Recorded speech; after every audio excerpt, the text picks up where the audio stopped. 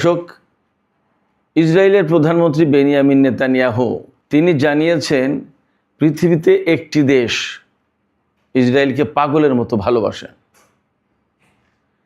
সেটি কোন দেশ যে দেশ ইসরায়েলকে এরকম পাগলের মতো ভালোবাসে এবং আনুষ্ঠানিকভাবে সে কথা ইসরায়েলের প্রধানমন্ত্রী আবার ঘোষণা করেন। তাদের ভালোবাসার ভেতরে কি এমন রসায়ন আছে, কেন এত ভালোবাসেন? এদিকে হোয়াইট হাউসের সূত্র উল্লেখ করে বিভিন্ন গণমাধ্যম আল জাজিরা, এক্সপ্রেস ট্রিবিউন, এমনকি ইসরায়েলের টাইমস অফ ইসরায়েল পর্যন্ত খবর দিয়েছে যে ইরানের সাথে যে সমঝোতা হতে যাচ্ছে সেটা চূড়ান্ত হয়েছে। এখন শুধু ডোনাল্ড ট্রাম্প সাইন করলেই হয়। তবে এ ব্যাপারে ইরান কি বলছে সেটা কিন্তু একটা গুরুত্বপূর্ণ প্রশ্ন। একই সাথে আজকে ইরান আমেরিকার শত্রুতা এবং ইতিহাসের বাঁকে বাঁকে ইরান কিভাবে আমেরিকাকে এড়িয়ে আপার হ্যান্ডে ছিল বা আছে, এই বিষয় নিয়ে একটা বিস্তারিত আলোচনা আপনাদের সামনে তুলে ধরার চেষ্টা করব। তো দর্শক, আশা করি ভিডিওটা ভালো লাগবে, আর ভিডিও ভালো লাগলে লাইক, কমেন্ট, শেয়ার করবেন এবং চ্যানেলটি সাবস্ক্রাইব করে সাথেই থাকবেন। দর্শক, চলুন শুরুতেই ভারত ইসরায়েল মধুর সম্পর্ক প্রসঙ্গ একটু আলোচনা করি। ইসরায়েলের প্রধানমন্ত্রী বেনিয়ামিন নেতানিয়াহু, যার বিরুদ্ধে গণহত্যার অভিযোগ আছে, যার বিরুদ্ধে আন্তর্জাতিক অপরাধ আদালতের গ্রেপ্তারি পরোয়ানা জারি করা আছে, যার বিরুদ্ধে বিভিন্ন রকমের অভিযোগ আছে, এমনকি দেশের ভেতরে দুর্নীতি করা, স্বজনপ্রীতি করা, ক্ষমতার অপব্যবহার করা এবং তার বিরুদ্ধে ফৌজদারি মামলা চলমান আছে, সেই নেতানিয়াহু জর্দান ভ্যালি সম্মেলনে, একটা সম্মেলন হচ্ছে, সেই সম্মেলনে জানিয়েছেন যে পৃথিবীতে একটি দেশ আছে যে দেশ ইসরায়েলকে পাগলের মতো ভালোবাসে।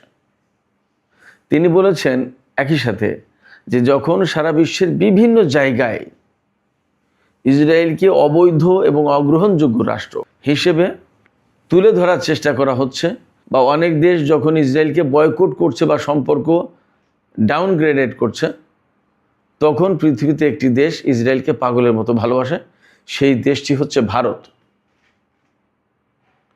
তিনি একদম পরিষ্কার করে বলেছেন। কেন বলেছেন? এবং এই প্রেমটা, এই ভালোবাসাটা, এই যে পাগলের মতো ভালোবাসা, উনি তো বললেনই ভারত পাগলের মতো ভালোবাসে ইসরায়েলকে। তার মানে হচ্ছে যে এই ভালোবাসাটা মূলত ভারতের পক্ষ থেকে। এখন ভারত যদি এত প্রেম নিবেদন করে, এত ভালোবাসে, তাহলে আলটিমেটলি তার পক্ষ থেকেও একটা বেনিফিট, একটা রেজাল্ট আসবে, তার পক্ষ থেকেও একটা সাড়া আসবে। যেহেতু পারস্পরিক সুবিধার ব্যাপার, লেনদেনের ব্যাপার, সম্পর্কের ব্যাপার, স্বার্থের ব্যাপার, এটা তো আর মানুষের প্রেম না যে পছন্দ হলো না, ভালোবাসলাম না। একজন একতরফা পাগলের মতো ভালোবাসছেই, কিন্তু ওপাশ থেকে সাড়া নেই, কারণ পছন্দ হচ্ছে না। ব্যাপারটা কিন্তু এরকম না। এখানে স্বার্থের প্রশ্ন। যখন ভারত এরকম পাগলের মতো ভালোবাসে, তখন ইসরায়েল আলটিমেটলি তার ভেতরে সাড়া জাগে এইভাবে যে এই দেশটি আমাকে এত সাপোর্ট দিচ্ছে, এত ভালোবাসছে, তাহলে আমিও তাকে ভালোবাসবো, তার সাথে আমিও সম্পর্ক করবো, এটা স্বাভাবিক। এবং এটা কখন বলছে নেতানিয়াহু, কিন্তু সে কথা আরও পরিষ্কার করে বললেন যখন পৃথিবীর বিভিন্ন দেশ ইসরায়েলকে বয়কট করছে, অবৈধ রাষ্ট্র হিসেবে গণ্য করছে বা ঘোষণা দিচ্ছে, তখন ভারত সমস্ত সব কিছু পায়ে দোলে, পায়ে মারিয়ে ইসরায়েলকে ভালোবেসে যাচ্ছে। ব্যাপারটা এইরকম। দেখুন, পশ্চিমা বহু দেশ ইসরায়েলের ব্যাপক সমালোচনা করছে, ইসরায়েলের উপর নিষেধাজ্ঞা দিচ্ছে, বা ইসরায়েলের উপর নিষেধাজ্ঞা দেওয়া উচিত, বা ইসরায়েলের যে সমস্ত ব্যক্তি, নেতানিয়াহু থেকে শুরু করে আরও কয়েকজন ব্যক্তির উপরে যে আন্তর্জাতিক অপরাধ আদালত বা আইসিটি যে গ্রেপ্তারি পরোয়ানা জারি করেছে, সেই পরোয়ানা বাস্তবায়ন করবে বলে ঘোষণা দিচ্ছে। এই যে যুদ্ধ, ইরানের সাথে যুদ্ধ, হামাসের উপরে যুদ্ধ, লেবাননের সাথে যুদ্ধ, এই সমস্ত যুদ্ধের কারণে ব্যাপক হত্যাযজ্ঞ হয়েছে, তাতে গণহত্যার কথা বলা হচ্ছে যে এরা গণহত্যা চালিয়েছে, একদম স্বীকৃত। শুধু তাই না, এই যে আজকেই খবর দেখলাম, জাতিসংঘে নিযুক্ত ইসরায়েলের রাষ্ট্রদূত ড্যানি ড্যাননকে জাতিসংঘের পক্ষ থেকে জানানো হয়েছে যে ইসরায়েলকে যৌন নিপীড়ক রাষ্ট্র হিসেবে জাতিসংঘের তালিকায় অন্তর্ভুক্ত করা হচ্ছে। কেন? জাতিসংঘ বলছে যে ইসরায়েল যেখানে স্থল অভিযানে যাচ্ছে বা স্থলভাগে যুদ্ধ করছে, তার মানে কোনো ভূখণ্ডের ভেতরে ঢুকে ইসরায়েলের সেনারা যুদ্ধ করছে, সেখানে যৌন নির্যাতন করছে নারী পুরুষ সব নির্বিশেষে সবার উপরে। তো এটা একটা ভয়াবহ অপরাধ, মানবাধিকারের লঙ্ঘন তো বটেই, জঘন্য পাপ এবং অত্যন্ত বড় অপরাধ, যেখানে জাতিসংঘ থেকে শুরু করে পশ্চিমা বিশ্বের প্রায় সব মহলের সমর্থন পেয়ে আসছে ইসরায়েল, সেখানে এখন জাতিসংঘ সহ পশ্চিমা মহলের প্রায় সবাই ইসরায়েলকে নেতিবাচক দৃষ্টিতে দেখছে তার কীর্তিকলাপের কারণে। যেখানে যুদ্ধ করে ইসরায়েল, সেখানে মানুষকে রাখতে চায় না, একদম শেষ করে দিতে চায়। এই বিষয়গুলো বিশ্ব সম্প্রদায়, আন্তর্জাতিক সম্প্রদায় ভালো চোখে দেখছে না। কিন্তু দুঃখজনক হচ্ছে যে নেতানিয়াহু এই বিষয়গুলো আমলেই নেয় না, গ্রহণই করে না। এই সমালোচনাগুলো গ্রহণ করে যে একটি যুদ্ধ হোক, যুদ্ধ হতে পারে, কিন্তু যুদ্ধের ক্ষেত্রে তো মানবিক আচরণ প্রত্যাশা করা হয় এবং এ ব্যাপারে তো ইন্টারন্যাশনাল কনভেনশন আছে, কিন্তু ইসরায়েল এগুলো মানে না, যার কারণে তার বিরুদ্ধে এরকম বড় বড় অভিযোগ। তো সেই জায়গায় পশ্চিমা যে সমস্ত দেশ ইসরায়েল সৃষ্টি করেছিল, সেই সমস্ত দেশের চেয়ে এখন ভারত ইসরায়েলকে বেশি ভালোবাসছে, পছন্দ করছে, তার সাথে এত সম্পর্কটা কেমন? ভারত হচ্ছে এশিয়ায় ইসরায়েলের দ্বিতীয় বৃহত্তম বাণিজ্যিক অংশীদার।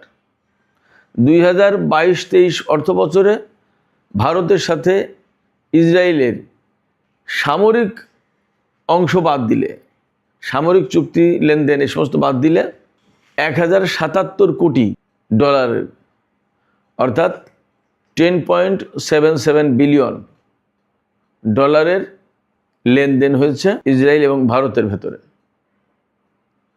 আর সামরিক খাতের কথা যদি বলি তাহলে একদম নগদেই বলি, এই বছরেই চলতি 2026 সালের এই যে মে মাস চলছে এখন, এই পর্যন্ত ভারত ইসরায়েলের কাছ থেকে 8.6 বিলিয়ন ডলার অর্থাৎ 860 কোটি ডলারের অস্ত্র কিনা চুক্তি করেছে ইসরায়েল থেকে ভারত। শুধু তাই না, আমি আর একটা প্রেক্ষাপট যদি তুলে ধরি তাহলে ভারতের সাথে ইসরায়েলের সাথে ভারতের ঘনিষ্ঠতা কেমন সেটা আপনারা আর একটু ক্লিয়ার হবেন। নরেন্দ্র মোদী গত ফেব্রুয়ারি মাসে ইসরায়েল সফর গিয়েছিল। 25 এবং 26 ফেব্রুয়ারি এই 2 দিন ইসরায়েল সফর করেন ভারতের প্রধানমন্ত্রী নরেন্দ্র মোদী। সেই সফরে গিয়ে তিনি ঘোষণা করেছিলেন, যখন ইরানের সাথে আমেরিকা এবং ইসরায়েলের প্রচণ্ড উত্তেজনা চলছে, আপনাদের খেয়াল করা দরকার, 28 ফেব্রুয়ারি যুদ্ধ শুরু হয়েছিল, তার 2 দিন আগে তিনি ইসরায়েল সফর করেন এবং সেই সফরে ভারতের প্রধানমন্ত্রী ঘোষণা দিয়েছিলেন যে ভারত এই সংকটে ইসরায়েলের পাশে আছে, ভারত ইসরায়েলের পাশে আছে। খেয়াল করুন জিনিসটা। এবং তিনি ওই সফরেই বলেছিলেন যে ইসরায়েল হচ্ছে ইহুদিদের ফাদারল্যান্ড আর ভারত হচ্ছে মাদারল্যান্ড। এই মাদারল্যান্ড কিন্তু কোনো সাধারণ ব্যাপার না, এই কথার গভীরতা অনেক বেশি, এর শেকড় অনেক গভীরে। তো নরেন্দ্র মোদী যখন ইসরায়েলকে ফাদারল্যান্ড এবং ভারতকে মাদারল্যান্ড বলে, এটা নিয়ে নানানজন নানান রকমের কথা বলছেন, নেগেটিভ কথাবার্তাও বলেছে, বিভিন্ন আকার ইঙ্গিতে অনেক কথা বলেছে, সেইগুলো আমি আর তুললাম না এখানে। তো এই মাদারল্যান্ড এটা সাধারণ কোনো ব্যাপার না, এটা কিন্তু অত্যন্ত গুরুত্বপূর্ণ একটা ব্যাপার। তার মানে ইহুদিদের জন্মদাতা পিতা যদি ইসরায়েল হয়, তাই লালন পালন করেছে ভারত, মা হিসেবে লালন পালন করেছে। সন্তানকে বুকের দুধ খাওয়ায় মা লালন পালন করে না, সেই কথা বলেছেন নরেন্দ্র মোদী, এটা সাধারণ কোনো কথা না। তো ভারতের সাথে ইসরায়েলের বর্তমান সম্পর্কটা যে দ্বিপাক্ষিক লেনদেন তা কী রকম সেটা আমি আপনাদেরকে একটু বলি। এই যে ফেব্রুয়ারিতে নরেন্দ্র মোদী ইসরায়েল সফর করলেন, এই সময় তিনি ঘোষণা করেছিলেন ইসরায়েল এবং ভারত একটা উচ্চাভিলাষী বাণিজ্য চুক্তি করার চেষ্টা করছে। উচ্চাভিলাষী, হাই অ্যাম্বিশাস। এই উচ্চাভিলাষী বাণিজ্য চুক্তিতে কি কি থাকতে পারে তার একটা ছোট্ট ফিরিস্তি আমি আপনাদের সামনে তুলে ধরছি। থাকবে শুল্ক কমানোর ব্যাপার, অর্থাৎ দুই দেশের মধ্যে যে লেনদেন হবে তাতে শুল্ক কমানো হবে। প্রযুক্তি এবং এআই খাতে সহযোগিতা। আপনারা সবাই জানেন এআই এখন সারা বিশ্বে কী করছে। ভারত প্রযুক্তিতে অত উন্নত না যত উন্নত ইসরায়েল। ইসরায়েলের কাছ থেকে এই এআই প্রযুক্তি নিয়ে আরও সহযোগিতা বাড়াতে চায়। সাইবার নিরাপত্তা খাতে দুই দেশ চুক্তি করতে চায়। এরপরে কৃষি এবং পানি ব্যবস্থাপনায় দুই দেশের ভেতরে চুক্তি থাকবে, লেনদেন থাকবে, বহু রকমের সহযোগিতা থাকবে। এছাড়া দুই দেশের মধ্যে ডিজিটাল পেমেন্ট সংযোগ প্রতিষ্ঠা করা হবে। আর কর্মী ও ব্যবসায়ীদের চলাচল যাতায়াত সহজ করার জন্য ভারতের প্রচুর সংখ্যক জনশক্তি ইসরায়েলে কাজ করে এবং ভারত থেকে জনশক্তি রপ্তানি করা হয়। এদের যাওয়া আসার ব্যাপারটা আরও সহজ করার একটা ব্যবস্থা থাকবে। তাছাড়া ভারতের যে সমস্ত ব্যবসায়ী বা ইসরায়েলের যে সমস্ত ব্যবসায়ী তারা দুই দেশে যাতে সহজে আসা যাওয়া করতে পারে সেরকম একটা ব্যবস্থা থাকবে। তো এই যে এত ঘনিষ্ঠতা, অথচ ইসরায়েল বর্ণবাদী রাষ্ট্র হওয়ার কারণে জোট নিরপেক্ষ আন্দোলন যেটা, ন্যাম যেটা, তারা কিন্তু এই বর্ণবাদী রাষ্ট্র হিসেবে ইসরায়েলকে বয়কট করত। একসময় দক্ষিণ আফ্রিকা ছিল বর্ণবাদী রাষ্ট্র, এই ন্যাম তাদেরকেও বয়কট করত। তো বর্ণবাদকে বয়কট করেছিল, অথচ ভারত আস্তে আস্তে আস্তে আস্তে আস্তে সেই জায়গা থেকে সরে এসেছে। যদিও ভারত 1950 সালে 1948 সালে ইসরায়েল প্রতিষ্ঠা হয়, 1950 সালে ইসরায়েলকে ইহুদি রাষ্ট্র হিসেবে স্বীকৃতি দেয়, কিন্তু কূটনৈতিক সম্পর্ক ছিল না। 1992 সালে কূটনৈতিক সম্পর্ক প্রতিষ্ঠা করে ভারত ইসরায়েলের সাথে। আর নরেন্দ্র মোদীর আমলে এসে সেই সম্পর্ক একেবারেই রমরমা। এর প্রধান যে কারণ, সেই কারণটা হচ্ছে, আমি ব্যক্তিগতভাবে মনে করি ইসরায়েল হচ্ছে বর্ণবাদী রাষ্ট্র এবং তারা প্রচণ্ডভাবে মুসলিম বিদ্বেষী রাষ্ট্র। তারা মুসলমানদের অস্তিত্ব রাখতে চায় না, এটা একদম সোজা কথা, চোখের সামনে দেখা যায়। একইভাবে ভারতও কিন্তু প্রচণ্ডভাবে মুসলিম বিদ্বেষী আচরণ করে, অন্তত ভারতের অঙ্গনে। পাকিস্তানের সাথে, যে কোনো দেশের সাথে তার সম্পর্ক কিন্তু অনেকটা সম্প্রদায়গতভাবে নির্ধারিত হয়। আর যেহেতু তার সীমানার বাইরে সমস্ত সব কিছু নির্ধারণ করতে পারে না, সেই কারণে তার সীমানার ভেতরে মুসলিম সম্প্রদায়, বিশেষ করে সব সংখ্যালঘু সম্প্রদায় ভারতের নিপীড়িত, এতে কোনো সন্দেহ নেই। এটা একদম মশহুর, খুব বিখ্যাত আলোচনা। তারপরেও সবচেয়ে বেশি নির্যাতিত হচ্ছে মুসলিম। কারণ হচ্ছে হিন্দুদের পরেই তো মুসলিমদের অবস্থান। তার মানে যদি বাদ প্রতিবাদ কেউ করে তাহলে এই মুসলমানরাই করে। তো এই যে অ্যান্টি মুসলিম সেন্টিমেন্ট যেটা, বিশেষ করে মোদী সরকার, বিজেপি সরকারের তো উত্থান একেবারে সাম্প্রদায়িক চেতনা থেকে, সোজা হিসেবে হিন্দুত্ববাদ, আর কিছু না। এদের উত্থান হচ্ছে হিন্দুত্ববাদ নিয়ে। আর ইসরায়েল যে রাষ্ট্রটা, তাদের উত্থান হচ্ছে ইহুদিবাদ নিয়ে। তো হিন্দুত্ববাদ এবং ইহুদিবাদ দুটো ব্যাপারই উগ্র। আসলে কোনো এইরকম বিশেষ সেন্টিমেন্ট কোনো রাষ্ট্রে রাখতে পারে না, রাখা উচিত না, তাহলে সেটা একটু গণতান্ত্রিক হয় না। কারণ আপনি তো আলটিমেটলি হিন্দুদেরকে পেট্রোনাইজ করবেন, অথবা আপনি আলটিমেটলি ইহুদিদেরকে পেট্রোনাইজ করবেন। তো এইটা তো গণতান্ত্রিক রাষ্ট্র হতে পারে না, অথচ ভারতকে বলা হয় বিশ্বের সবচেয়ে বড় গণতান্ত্রিক রাষ্ট্র। তো এই রকমের যে উগ্রবাদী বা সাম্প্রদায়িক চিন্তা, সম্প্রদায়গত যে চিন্তা, এই ইসরায়েল এবং ভারতের দুইজনের একদম মিল আছে, যার কারণে এই মুহূর্তে সবচেয়ে পৃথিবীতে ঘনিষ্ঠ সম্পর্ক ইসরায়েলের সাথে ভারতের এবং ভারতের সাথে ইসরায়েলের। এর একটা বড় কারণ হচ্ছে এটা, কিন্তু ইতিহাস ভিন্ন দিকে ছিল। যাই হোক, সুপ্রিয় দর্শক, আমি এখন ইরান আমেরিকা যে চুক্তির বিষয়টা রয়েছে সেই চুক্তির বিষয়ে আসি।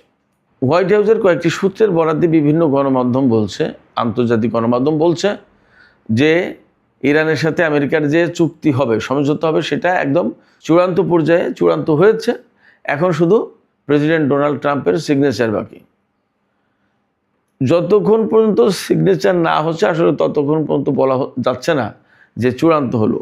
এবং আমি তো এ কথাও বলি যে প্রেসিডেন্ট ডোনাল্ড ট্রাম্প সিগনেচার করার পরেও সেই চুক্তি বাতিল হতে পারে, সমঝোতা বাতিল হতে পারে।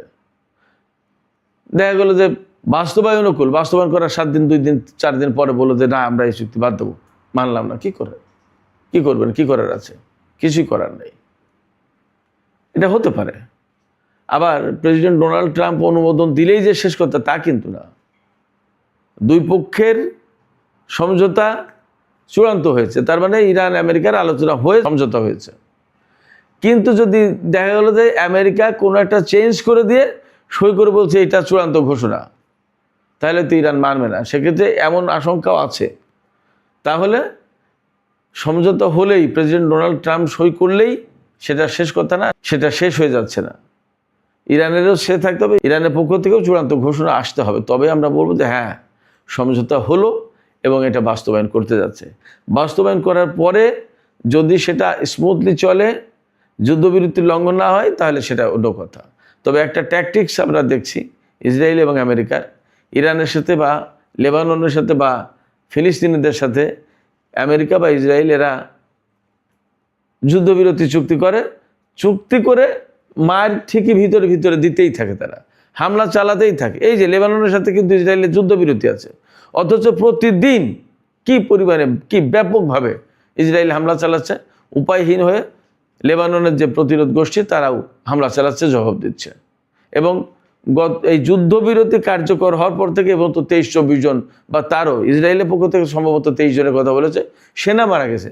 এইসব সেনাদেরকে এমনি মেরেছে। লেবাননের ভিতরে ঢুকে জায়গা দখল করে একের পর এক শহর খালি করে দিতে বলছে এবং সেখানে হামলা চালিয়েছে। এমনকি রাজধানী বৈরুতেও হামলা চালিয়েছে।